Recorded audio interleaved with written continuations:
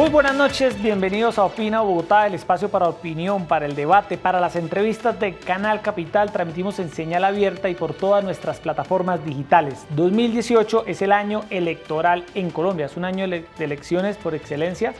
Se va a escoger el nuevo Congreso de la República, se escogerá el nuevo presidente, se habla de consultas entre los partidos de cara a las presidenciales precisamente, y es el año en el que se definirá quién va a dirigir los destinos de este país. Una de las entidades que más actividad va a tener, sin duda alguna, es la Registraduría Nacional del Estado Civil. Erika Fontalvo, buenas noches. Hola, Yesid, ¿qué tal? Muy buenas noches para usted, para todos nuestros televidentes en Bogotá, en Cundinamarca, en el resto del país. Gracias por estar con nosotros y sin duda, además son unas elecciones con muchas particularidades, entre ellas que por primera vez en la historia de las elecciones presidenciales de Colombia hay más inscripciones, Yesid, de candidatos por firmas que con el aval de un partido político. Y una vez más estamos frente a lo que podrían ser amenazas de delincuentes a través de todas las redes, a través del internet. Precisamente hoy el presidente Juan Manuel Santos ha anunciado que se ha activado un puesto de mando en el que por supuesto la Registraduría Nacional del Estado Civil tendrá un papel crucial para prevenir cualquier amenaza, cualquier riesgo y blindar nuestros procesos electorales de este 2018. Así es, hemos invitado esta noche aquí a Canal Capital al Registrador Nacional del Estado Civil, el doctor Juan Carlos Galindo, para hacer un repaso de cómo está preparándose el país para las jornadas que vivirá en las próximas semanas de elecciones al Congreso, a la presidencia, probablemente una segunda vuelta. Y sin más preámbulos, doctor Galindo, buenas noches. Buenas noches, Erika, buenas noches, Yesid, y buenas noches a todos los televidentes del Canal Capital. Bueno, estamos a unas 6 semanas, hablábamos ahora antes de iniciar el programa, de las elecciones de Congreso. La pregunta que todo el mundo se hace, registrador, es: ¿estamos listos? ¿Está lista la registraduría para esa primera misión? Bueno, listos todavía no, porque falta todavía trabajo por realizar, pero lo que sí puedo decirles es que los preparativos avanzan con plena normalidad. Nosotros iniciamos nuestras labores preparatorias del proceso electoral o de los procesos electorales del 2018 desde agosto del año pasado, organizando los estimativos de lo que requeriríamos, pidiendo el dinero al Ministerio de Hacienda, recibiéndolo, iniciando los procesos de contratación, y ya hemos venido surtiendo las diferentes etapas de cada uno de los procesos. Por ejemplo, el 11 de enero pasado culminamos la inscripción de cédulas. El 11 de diciembre para elecciones de Congreso, correcto, porque las de presidente terminaremos el 27 de marzo. Tuvimos la inscripción de candidatos a Congreso de la República, el diseño de la tarjeta o de las tarjetas electorales. Estamos ahora ya disponiendo todo lo que va a ser la impresión de esas tarjetas electorales. Estamos también en unos días para iniciar el sorteo de los jurados de votación, la inscripción de candidatos a la presidencia de la República que inicia el 27 de enero hasta el 9 de marzo. En fin, estamos en plena actividad. Hasta el 9 de marzo, pero hay algunas candidaturas que se definirán. Se ha anunciado justamente hoy la probabilidad de que haya consultas interpartidistas. Se habla de la consulta interpartidista de la izquierda, de la derecha. Sí, el Código Electoral establece que hasta el 9 de marzo, pero como se permitió o se permitieron las consultas interpartidistas, ¿no? La ley dispone que en ese caso los quienes intervinieron en ellas tienen 5 días más, 5 días hábiles a posterior o con posterioridad al proceso de consultas para inscribir candidatos. Bueno, sobre ese tema de las consultas, Erika, queríamos preguntarle al registrador: ¿se podrán realizar el 11 de marzo la consulta interpartidista de los candidatos de la derecha, la consulta interpartidista de los candidatos de la izquierda? ¿La registraduría está lista para esas consultas? Recordemos que a finales del año pasado el Consejo Nacional Electoral expidió el calendario, la resolución que regulaba o reglamentaba las consultas partidistas e interpartidistas para el 2018. Fijó la fecha del 11 de marzo del 2018 para realizarlas y señaló un calendario dentro del cual estaba que aquellos que estuvieran interesados en llevarlas a cabo tendrían que manifestar el interés hasta el 29 de diciembre del 2017. Manifestaron interés 10 partidos y grupos significativos de ciudadanos y tenían hasta hoy, 22 de enero, para manifestar si desistían o las confirmaban. 2, señalar los candidatos e inscribirlos de quienes iban a participar en esas consultas, o si se trataba de una consulta de decisiones, expresar las preguntas al Consejo Nacional Electoral. Registrador, alguna vez le escuché decir que todo este proceso electoral de 2018, estamos hablando de elecciones de Congreso, primera vuelta, incluso segunda vuelta, estaría costando 1.7 billones de pesos. ¿Para esas consultas interpartidistas están también asignados los recursos? 1.7 el presupuesto total de la registraduría, incluyendo las elecciones. Los procesos electorales de Congreso y de presidente primera y segunda vuelta tienen un costo de 1.2 billones de pesos. Para estos efectos no está incluido el valor de las consultas. ¿Por qué? Porque nuestros presupuestos se establecen desde el año anterior. Y en ese momento era un hecho futuro e incierto la realización de las consultas. Hoy sabemos que se van a llevar a cabo, luego a partir de hoy tenemos que ir al Ministerio de Hacienda para decirle, por favor, necesitamos recursos adicionales. ¿Cuánta plata, señor registrador? Depende, estamos justamente como estamos viendo si son una consulta o 2 consultas, cuáles serán el estimado de los costos. De hoy a mañana estableceremos ya un aproximado que puede estar, con temor a equivocarme, podría decirle que podremos estar entre los 20.000 y los 33.000 millones de pesos. Hablando del 11 de marzo, también se ha planteado la posibilidad, por una orden de la Corte Constitucional, de adelantar una consulta para que en el caso de Bogotá la gente vote a favor o en contra de las corridas de toros. Sobre ese tema de la consulta antitaurina, registrador, ¿es probable que se realice el próximo 11 de marzo también? No, para el 11 de marzo próximo es muy difícil. ¿Por qué? Primero porque estamos a 6 semanas, tenemos que organizar un proceso electoral de Congreso de la República, que es bastante complejo de por sí, 2 consultas interpartidistas y adicionalmente porque para llevar a cabo los preparativos del proceso se requieren los recursos y en este momento hay discusión sobre quién debe asumir el costo de la consulta antitaurina. El Ministerio de Hacienda dice eso le corresponde a Bogotá. Bogotá dice yo no tengo recursos, eso le corresponde a la Nación. Mientras la registraduría no tenga los recursos en su presupuesto, no podemos dar inicio a ningún acto preparatorio de la consulta. Luego, para el 11 de marzo lo veo difícil. Pero es que nos habían dicho que resultaría mucho más fácil, mucho más económico si se hacía, no como un proceso electoral independiente, como se había planteado en agosto, por ejemplo, del año pasado, ¿se acuerda, Yesid? Sino, por ejemplo, con una elección tan importante como esta que nos asiste el 11 de marzo, que es la elección de Congreso. Igual se necesitan recursos, se necesita tiempo, registrador, para adelantar todo este proceso. Y logísticamente, ¿cómo tendría que hacerse en el caso de la consulta interpartidista? ¿Bastaría con que nos dieran una papeleta más, un tarjetón más para marcar? Yo como ciudadano puedo participar en las 2 consultas interpartidistas, la de la izquierda, la de la derecha. ¿Cómo se va a definir esa mecánica? Son muchas preguntas en una. Entonces vamos a lo primero. El tema de la consulta antitaurina tiene una dificultad respecto de la fecha de realización. ¿Por qué? Porque la consulta popular tiene un umbral mínimo señalado en la ley, es decir, requiere un número mínimo de votos. Y algunos dicen que si se realiza al lado de un proceso electoral, se altera ese nivel de votación, porque mucha más gente de por sí va a ir a votar que si el proceso estuviera aislado, en forma independiente. Entonces, ahí hay una discusión de oportunidad, porque la norma no prohíbe que se lleve a cabo la consulta con un proceso electoral. Sin embargo, como establece unos mínimos de votación, algunos dicen que no es conveniente llevarlas a cabo los 2 procesos. ¿A usted le gusta? Pero sí, ¿por qué? Porque se puede llevar a cabo una economía de escala, que es lo mismo que vamos a tener con las consultas interpartidistas. Nosotros tenemos una infraestructura, estamos preparando una infraestructura para el proceso electoral del 11 de marzo.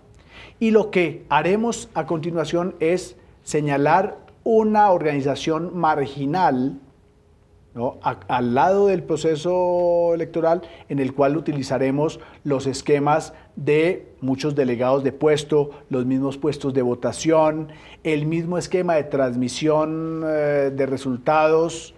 En fin, allí podemos hacer unos ahorros importantes que si tuviera que hacerse en forma aislada. Bueno, volviendo al tema electoral. Pero perdóneme, sí. se me quedaron, bueno, se le quedaron tres preguntas. No, es que yo como ciudadano me planteo, ¿puedo pedir el tarjetón de la izquierda y el tarjetón de la derecha y participar de las dos? Porque como tanta gente firmó por tanto inscripción de candidato cuando le pasaban los registros. Bueno, en el tema de las consultas, históricamente esa discusión se ha dado, es si los jurados de votación tienen que ofrecerle al ciudadano las tarjetas electorales.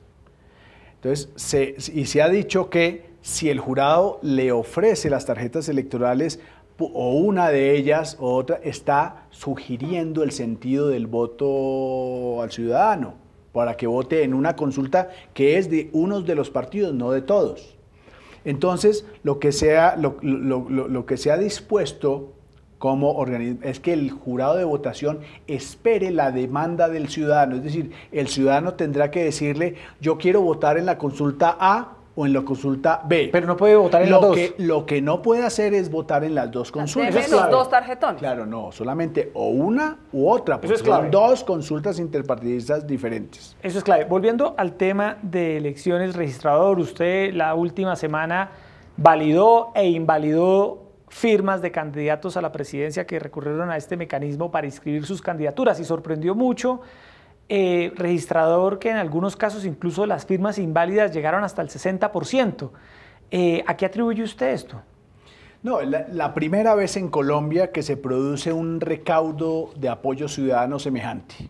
Antes sí habíamos tenido algunos mecanismos de participación ciudadana, porque como por ejemplo recordemos la consulta anticorrupción, que fueron cerca, si mi memoria no me falla, cerca de 4 millones de firmas que hubo necesidad de validar, y en las elecciones 2014 sí se recogieron firmas, pero alrededor de unos 3.300.000 entre Congreso y aspirantes a candidatos a la presidencia de la República.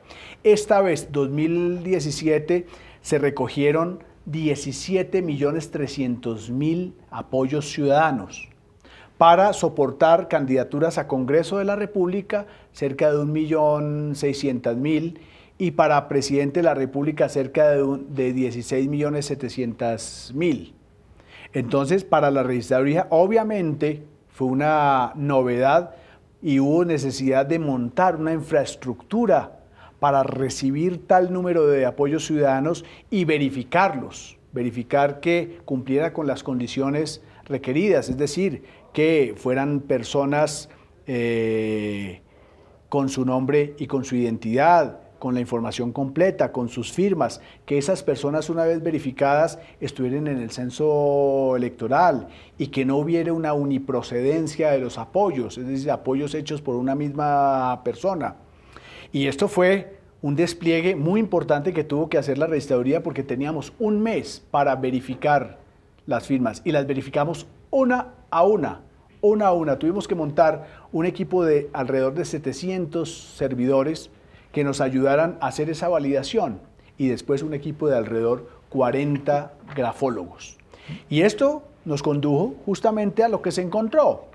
De cerca de los hablemos de solamente aspirantes a la presidencia de la República, de las cerca 16.700.000 firmas, el 50% fueron rechazadas porque no cumplían con las condiciones establecidas. Muy alta esa cifra. ¿Qué atribuye usted, su registrador? Es difícil variarlo porque las diferentes campañas, unos tuvieron más apoyos válidos y otros tuvieron más rechazados. Pero más o menos estuvo entre rechazos de orden del 33% al 66%. Esto, pues, obviamente es un aprendizaje.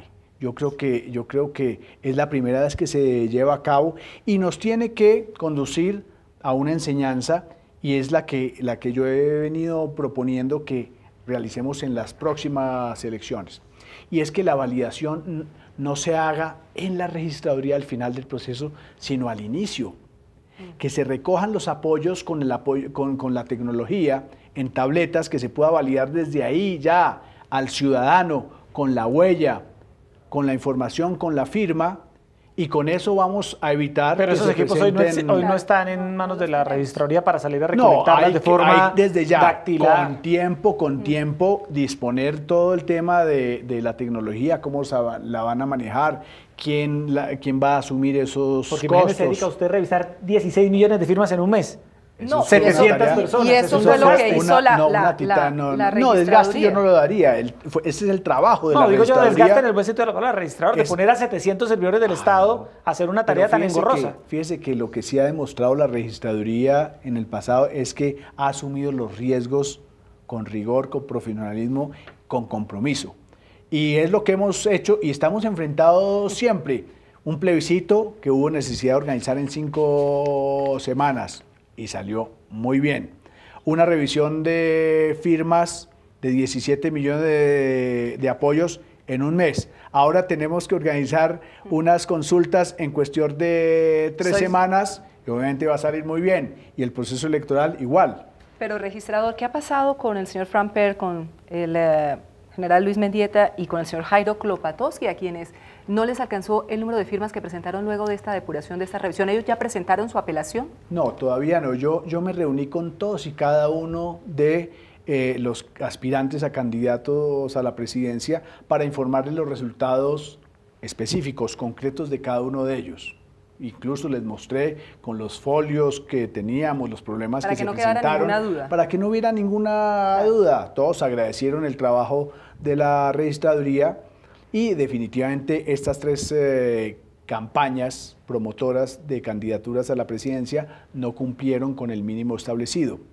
Ellos tienen, según la legislación, 10 días para solicitar una revisión de las firmas. Nosotros les entregamos una memoria con los resultados de su verificación, firma por firma, para que ellos puedan validar si efectivamente el trabajo se llevó a cabo bien o mal. Van a tener ya un insumo para poder analizar si reclaman ante la registraduría o no, pero tienen 10 días a partir de la notificación. También a este proceso de revisión de firmas le llegaron críticas, entre ellas las del candidato liberal Humberto de la Calle, que dijo que a él lo habían cuestionado mucho, o por lo menos al Partido Liberal, por la realización de la consulta que costó 40.000 millones de pesos y que nadie medía la cantidad de costos que supuso esta verificación o esta comprobación de 17 millones de firmas. ¿Cuánto costó ese proceso, registrador? Costó 5.400 millones de pesos. No hay punto de comparación. No, ahí está el dato ya.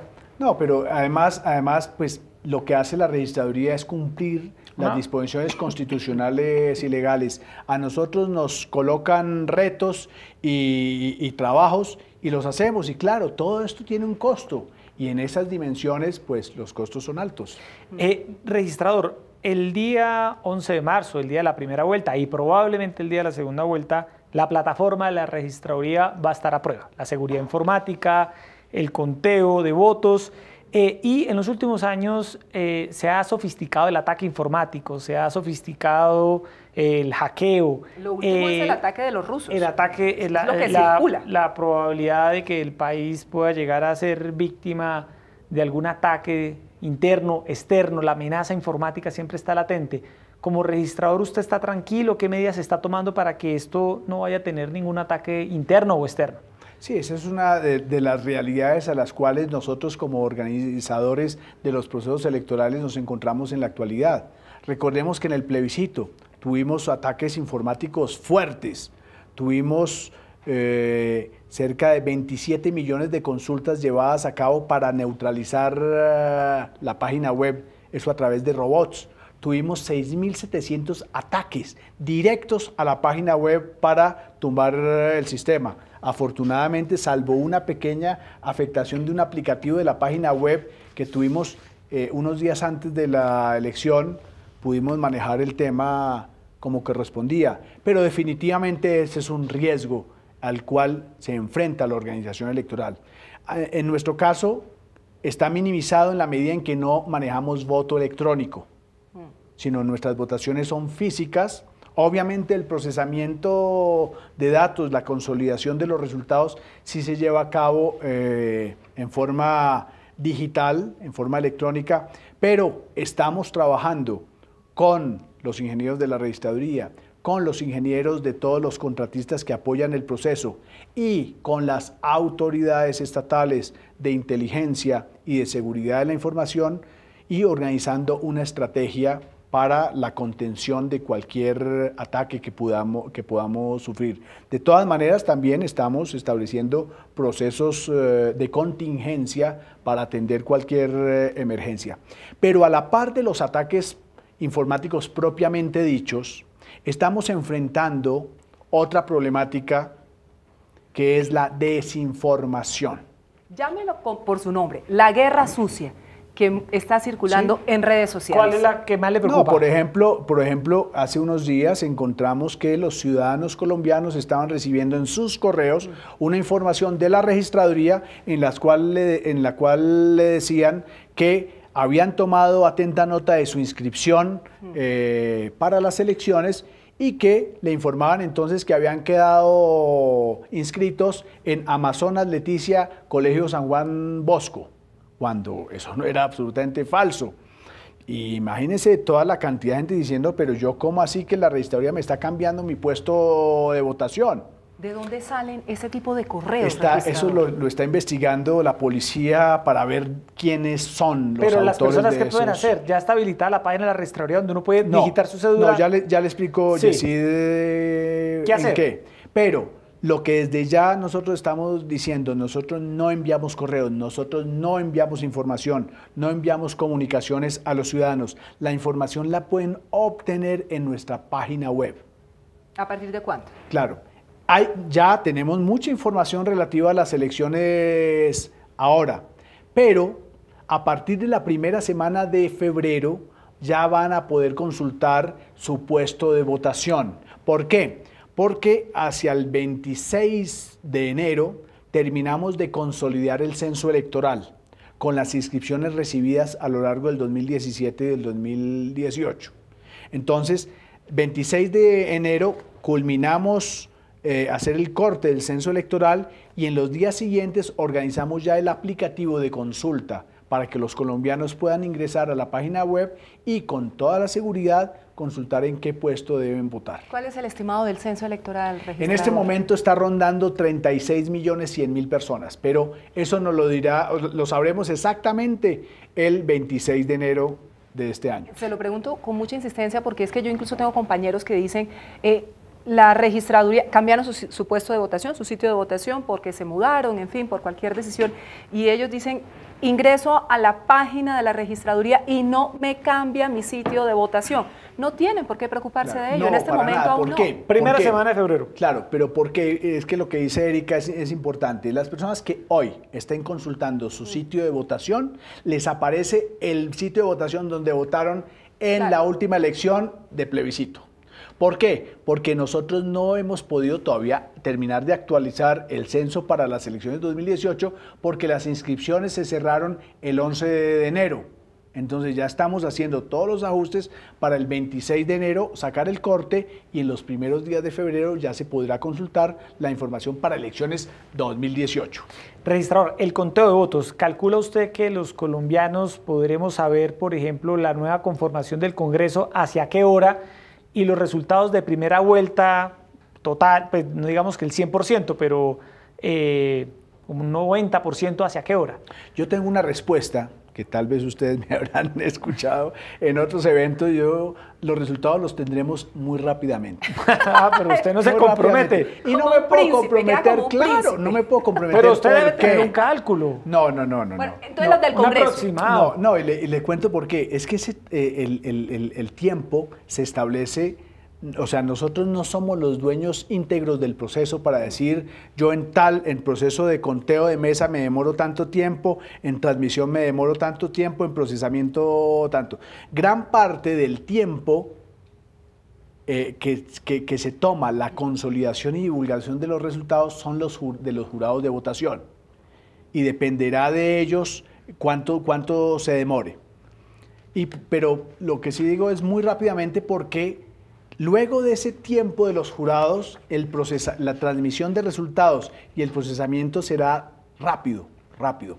Pero tengamos en cuenta que estas elecciones, a diferencia, por ejemplo, de plebiscito o de las presidenciales, las de Congreso, van a ser lentas. ¿Por qué? Porque los E14, que son los formularios de escrutinio de mesa, fácilmente pueden tener 30 páginas. Sí. Es que entonces los jurados sábanas. tienen que contar y contar e ir anotando voto por voto para cada uno de los partidos y para cada uno de los candidatos. Esa complejidad del tarjetón registrador de muchas personas en años anteriores en la elección del Congreso que se han quejado Eso es un por su drama para complejidad, mucha gente. que hay que abrirlo para encontrar al número, el candidato. ¿Qué campaña van a hacer ustedes para que la gente entienda esto? Y otra cosa que se pregunta la gente, ¿no hay una manera de hacerlo esto más sencillo, más simple, el voto electrónico? ¿Cuándo tendremos voto electrónico en Colombia? Bueno, el voto electrónico ya estuvimos analizando una de las varias problemáticas, pero si quiere Sí, podemos sí. hablar más tarde de ese tema que es muy, muy interesante también. El tema de la tarjeta electoral para Congreso es un tema de los temas álgidos, complicados para la Registraduría Nacional de Estado Civil. Estuve viendo en la página y le digo, le No, confieso, es que es registrador, muy me dio dolor de complicado. cabeza. Es muy complicado, ¿por qué? Porque, por ejemplo, para Senado de la República, nosotros tenemos que reflejar para cada partido o movimiento político, incorporar casillas por cada uno de los candidatos, que pueden ser hasta 100 por cada partido. ¿Cuántos candidatos al Congreso va a haber este año? 2.970 más o menos, de los cuales cerca de 1.000 para Senado y el resto para Cámara. Pero entonces volvemos y claro, grupos pero indígenas. entonces fíjese que tenemos la complejidad. ¿Cuál es la complejidad? Esa. Para el 2014 tuvimos, si mi memoria no me falla, 11 partidos y movimientos políticos. Pudimos hacer una tarjeta grande de por sí, pero en sentido vertical, para que la gente viera todos, como en una sola columna, todos los partidos y movimientos políticos. ¿Esta vez cómo va a ser? Esta vez va a ser horizontal en 2 columnas. ¿Por qué? ¿Un enredo? Porque, igual, no, yo no diría enredo, complejo. Complicada. Pero es clave verlo en la página, Claro. verlo en la página porque uno ya se va familiarizando Claro. con ello y tiene sobre todo registrador que identificar el número de Pero su por candidato. lo que le entiendo al registrador no hay de otra, Erika. No, es que miren, no hay alternativa. O sea, si hubiera una más fácil, la haríamos, obviamente. Los diseñadores pero mire, tratando es que de ver además cómo. la registraduría viene en esto trabajando casi que desde el 2003 en diseños de tarjetas bajo el esquema del voto con voto preferente, Sí. que es lo que ha complicado el diseño del tarjetón, porque si todas tuvieran voto lista cerrada, Sería muy fácil. solamente serían logotipos. Y entonces la tarjeta sería pequeñita y solamente habría que escoger logotipo. Pero acaba de lista abierta, toca seleccionar bien el partido, bien el Los número. números. Entonces, frente a estos 970 candidatos a Senado de la República que toca reflejarlos con logotipos y con números, tenemos que hacer una hoja muy grande, la máxima que nos permiten las máquinas, porque fíjese, nos han dicho, ¿y por qué no hacen la tarjeta más grande? Obviamente sería más complicado, pero la tecnología de impresión, con el papel de seguridad que requerimos, con la individualización de tarjeta por tarjeta con código de barras, no nos permite utilizar un formato más grande del que ahora utilizamos.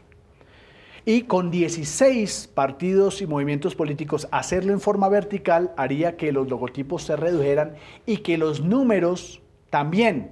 Luego haría mucho más difícil para el votante porque tendría que marcar mucho más pequeño y podría pasarse en una marcación de número a número, pudiendo irse a un voto ¿Cómo nulo. se resuelve esto, la gente registrador? mayor, por ejemplo. Nosotros hemos hecho, y para la preparación del diseño de esta tarjeta, hicimos un trabajo preparatorio, para ver cuál era el mejor diseño y nuestros técnicos llegaron a esa conclusión. Hay que hacerla horizontal en 2 columnas, abajo la circunscripción indígena, para que quedara más grande la posibilidad de marcar por el logo símbolo y por el número. Incluso esto lo socializamos al momento de sortear los espacios en cada una de las tarjetas de cámaras y de Senado. Hicimos un sorteo público con transmisión vía streaming, en donde los partidos iban escogiendo la oportunidad para escoger luego la tarjeta que les señalaba el lugar en la tarjeta. Y allí quedó claro, los partidos vieron cómo iban a ser los espacios de cada una de ellas y se fue sorteando. El 1, el 2, el 3, el 4, el 5, el 6. Bueno, pero registrador, el voto electrónico, hablemos de ese tema rápidamente. ¿Por qué no es...? El voto electrónico, hay una ley que obliga al voto electrónico, que es la 1475 del 2011. Esa ley decía que para las elecciones del 2014 debería haber voto electrónico. Pero por diferentes circunstancias no se había podido implementar. Yo le puedo hablar a partir del año 2016, cuando yo inicié como registrador. En ese momento reactivamos la Comisión Asesora de Voto Electrónico y consolidamos un estudio técnico para adelantar un programa piloto, un plan piloto de votación electrónica, porque hay muchas tecnologías de voto electrónico y había que mirar cuáles eran las que más se acompasaban con el sistema electoral colombiano. Hicimos ese estudio técnico. Le pedimos al Ministerio de Hacienda que nos diera los recursos necesarios para adelantar ya el plan piloto. En ese momento, en el 2016, eran más o menos 36.000 millones de pesos. El Ministerio de Hacienda nos dijo, no hay recursos para eso. No hay plata. No hay plata. Pero a la par de eso, también le quiero decir que hay que considerar también los costos del voto electrónico, los riesgos del voto electrónico. En cuanto a costos, le puedo decir más o menos, una máquina para votar puede estar costando entre $2.000 y $5.000. Nosotros necesitaríamos 110.000 máquinas para votar, multiplique. Pero luego del proceso electoral tenemos que guardarlas en unas bodegas especiales, en condiciones de refrigeración, de protección, que también tiene un costo durante 4 años. Cuando haya necesidad de volverlas a retomar, hay que hacerles un mantenimiento. Pero también puede suceder que en 3, 4 años cambie la tecnología. Y entonces, ¿qué pasó con las máquinas viejas? Toca comprar máquinas nuevas. Y adicionalmente están los riesgos que estamos viendo y de los cuales se habla en los medios nacionales e internacionales. El hackeo, la interferencia de los procesos electorales electrónicos. Entonces son aspectos que hay que considerar para verificar si debemos seguir en la senda del voto electrónico, ¿no? Y lo final, nuestro proceso electoral es un proceso que utiliza mucha tecnología. No para la votación es física y quedamos con los respaldos. Si acaso hubiera alguna problemática electrónica, tenemos ahí los votos para contarlos, así sea con calculadora. Pero nuestro proceso tiene mucha tecnología detrás. Oiga, registrador, y es que si uno en un momento determinado dijera el voto electrónico va a garantizar que no haya transhumancia electoral, va a garantizar que esas prácticas de compra y venta de votos no se realicen, pues evidentemente se daría esa pela de tratar de conseguir todos los colombianos, como presionar al gobierno nacional, al ministro de Hacienda de turno para que garantice los recursos. Pero claramente los procesos electorales en Colombia tienen una serie de vicios muy viejos, muy antiguos, que también cada vez que hay un proceso electoral nos llama a reflexionar. Veía el llamado de la MOE, de la Misión de Observación Electoral, sobre una alerta en 82 municipios que tendría más votantes que habitantes. Y ya comienzan a conocerse denuncias también sobre la compra y venta de votos. ¿Qué hacer frente a estas dos realidades que acompañan las elecciones en Colombia? No, ahí coincidimos, Erika, en que tenemos que, a la par que evaluar la viabilidad del voto electrónico, entender cuál es la real problemática del sistema electoral colombiano. Y haciendo un análisis de todo lo que sucede, tenemos que tener claro, totalmente claro, que la gran problemática electoral está en la compraventa de votos, en la financiación de las campañas políticas, en el trasteo de electores. Allí es donde hay que trabajar, ¿no?, articuladamente todas las autoridades desde el punto de vista de legislación, de ejecución, de operación, para controlar eso que es el gran problema, diría yo. Los grandes problemas de fraude electoral están en esas temáticas, más que en la propia organización electoral. Nosotros hemos venido desarrollando diferentes mecanismos tecnológicos que cada día fortalecen más el proceso electoral. Por ejemplo, el tema del preconteo, tener datos tan rápido evita cualquier tipo de manipulación.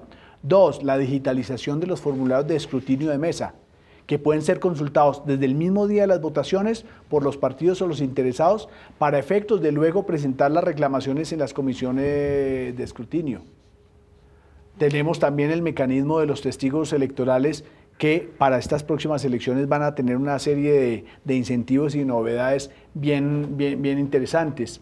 En fin, hay que pensar cómo atacamos esa gran problemática que está por fuera de la organización electoral propiamente dicha, a la par que seguir y mantener el fortalecimiento y el trabajo dentro de la organización electoral. Y esa pregunta de Erika la retomo de municipios donde hay más cédulas que habitantes.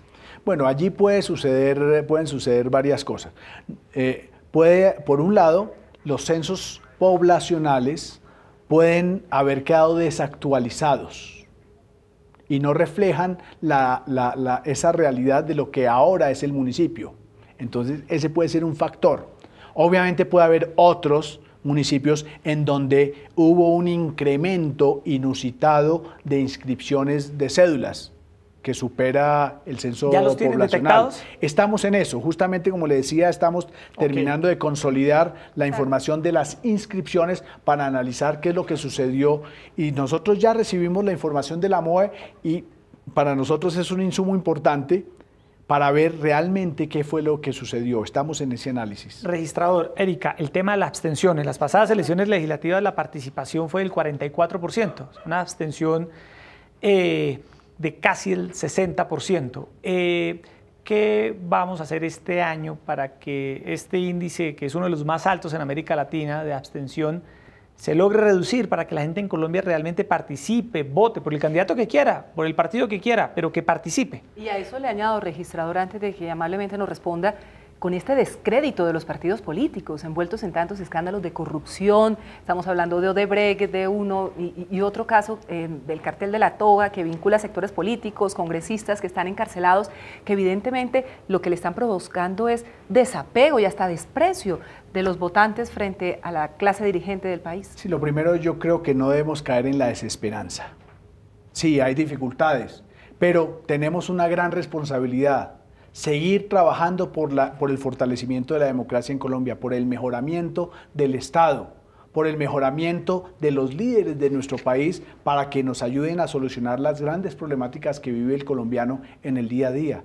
Por eso mi invitación es a que todos los colombianos entendamos lo importante que es votar, lo importante que es participar por el candidato que sea, pero participar, incluso por el voto en blanco si no les gusta a ninguno, pero tengamos la responsabilidad de tratar de escoger a los mejores. Hay entre casi los 3.000 candidatos, hay gente muy buena.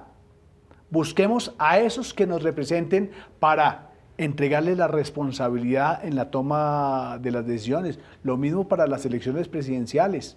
Participemos. Obviamente en las elecciones que más hay participación son las elecciones territoriales, porque hay muchos más intereses locales y municipales donde se mueve la política. En esta un poco menos y en las presidenciales hay un poco menos de participación. Pero en lo que está la registraduría es adelantando unos proyectos para promover e incentivar el voto, particularmente en los jóvenes. Los jóvenes son quienes menos participan en las elecciones. Y ellos tienen en sus manos, y lo tendrán, el presente y el futuro de Colombia. ¿Con contraseña, por ejemplo, hablando de jóvenes, pueden votar? No, para votar sí se requiere la cédula original, ni fotocopia, ni contraseña, ni nada semejante. Por eso nosotros en esta época estamos produciendo grandes cantidades de cédula para todos aquellos que han solicitado su documento, pues porque sabemos que sin el original no pueden votar. En Corferias, en Bogotá, Erika, ¿qué censo, qué porcentaje o pueden número votar ahí, de votantes realmente? se espera? Acordémonos que históricamente en Corferias era el puesto donde podía votar aquel que nunca se había inscrito. Sí. Entonces, Allá yo iban no los me inscribí, jóvenes. entonces me voy para Corferias. Y ustedes encontraban a los colombianos que corrían ahí minutos Eso ya antes no. de las 4. No. ¿Quién vota en Corferias? El que se inscribió para votar en Corferias. Claro, tiene la facilidad que es un sitio amplio, tiene muchas mesas de votación, entonces hay muchos colombianos que se han inscrito para votar en Corferias, pero ya no es ese puesto. ¿Eso cuándo cambió? Comodín, ¿no? Ya hace muchos años, hace fácilmente unos 15, 20 O sea, años. si llega ya mejor que, si no, no inscribe la cédula, que si se no está regrese. inscrito, Que almuerce no, por pierde- ahí, pierde el que dé viaje. una vueltica. Además se Y se arman unos regresa trancones. ya. Oiga, registrador, estas elecciones de Congreso y presidenciales van a ser las primeras en las que las FARC, como grupo armado ilegal, no van a tener una marcada injerencia, como lo que se veía, que prohibían el voto en muchas regiones del país. Sin embargo, hay otros grupos armados ilegales. Ahí está el ELN, ahí están también las bandas criminales. ¿Qué le preocupa frente a cualquier acción de saboteo que puedan adelantar estos grupos al margen de la ley? Obviamente hay una preocupación en esos sitios donde tiene influencia el ELN o las bandas criminales, porque hipotéticamente o eventualmente podrían afectarnos la organización y el desarrollo de las elecciones. Esperamos que eso no ocurra, esperamos que dejen a los colombianos pronunciarse en las urnas, pero para esos efectos estamos con el gobierno nacional, con las fuerzas militares, organizando el Plan Democracia para analizar la situación particular y concreta del orden público en todos los 32 departamentos para tomar las medidas que merezca cada uno de ellos. Por ejemplo, traslado de mesas o de puestos de votación. El traslado de mesas de votación es una medida que se toma casi que días antes del proceso de votaciones o durante la jornada electoral, pero quien toma la decisión no es la registraduría, es el Comité de Seguimiento Municipal, que es la reunión de todas las autoridades administrativas del municipio, el alcalde, el personero, el jefe de policía, el registrador, todos están allí y dependiendo de las circunstancias se puede tomar esa decisión de traslado de mesas. Lo que vamos a mirar es dónde están los puestos de votación y qué riesgos tienen para el despliegue de la fuerza pública, de la policía, el ejército, la FAC, la Armada. Eso lo vamos a ver en las próximas semanas con el gobierno nacional y con las fuerzas militares. Colombianos en el exterior, la organización electoral para que miles y miles de colombianos que viven fuera del país puedan votar en los consulados, en las embajadas. La organización fuera de Colombia, ¿cómo está registrada? Claro, no, eso está muy bien. Justamente estamos terminando de consolidar con la Cancillería la organización de ese proceso. Vamos a tener elecciones en 65 países. ¿Cuántos colombianos podrían votar fuera del país? Alrededor de unos 600, 700 mil colombianos en el exterior habilitados para votar. No son tantos finalmente los que votan porque las mesas se van a instalar en consulados, embajadas y en algunos puestos de votación en países donde hay mucha afluencia de colombianos, por ejemplo en Venezuela, en los Estados Unidos, en España. Pero obviamente es un despliegue grande el que debemos hacer. Fíjense que nosotros tenemos para garantizar elecciones en el exterior, que además inician una semana antes. Nosotros tenemos que enviar el material electoral desde el 5 de febrero.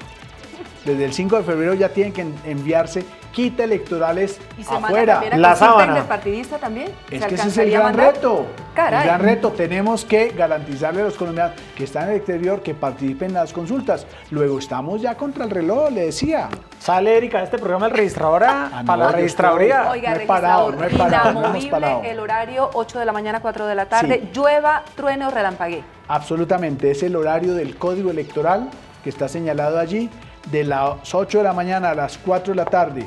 En las 4 de la tarde, si hay una cola, ¿quién podrá votar? Aquel que le haya alcanzado a entregar a las 4 de la tarde su cédula al jurado. Si hay 20 personas más, lamentablemente no podrán votar. eso llegue Por temprano. eso invitamos a los colombianos Claro. a que voten temprano. Temprano. Vayan a las mesas de votación temprano para poder sufragar sin ninguna dificultad. Bueno, se nos acaba el tiempo, registrador. Gracias por estar acá en Canal Capital, en Opina Bogotá, dando estas explicaciones, resolviendo estas dudas.